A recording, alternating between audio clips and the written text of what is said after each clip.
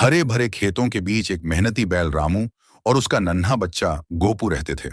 दोनों मिलकर हल जोतते, मिट्टी को उपजाऊ बनाते और मक्के की खेती करते। दिन रात की मेहनत के बाद आखिरकार उनकी फसल लहलहा उठी। सुनहरे मक्के के दाने देखकर गोपू खुशी से उछल पड़ा।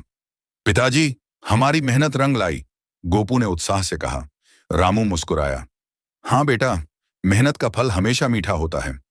लेकिन उनकी खुशी ज्यादा देर टिक नहीं पाई। एक दिन जंगल का दुष्ट भेड़िया शेरा वहां आ धमका। उसकी आंखों में लालच था। उसने खेत की ओर इशारा करते हुए कहा, यह सारी फसल अब मेरी होगी। रामू ने हिम्मत से कहा, यह हमारी मेहनत का फल है, तुम इसे यूं ही नहीं ले सकते। क्रोधित शेरा ने अपनी तलवार निकाल ली और निर्दयी भाव से रामू पर वार कर दिया। बेबस रामू जमीन पर गिर पड़ा। यह देखकर गोपू की आंखों में आंसू आ गए, लेकिन उसने हार नहीं मानी। वह दौड़कर अपने झोपड़ी में गया और वहां रखे फोन से पुलिस को कॉल किया। कुछ ही देर में पुलिस की गाड़ी सरसराती हुई पहुंची। इंस्पेक्टर बब्बर शेर अपनी टीम के साथ उतरा और गरजते हुए कहा, शेरा, तुम्हारा खेल खत्म हुआ। शेरा भागने की कोशिश करने लगा, लेकिन पुलिस ने उसे चारों ओर से घेर लिया।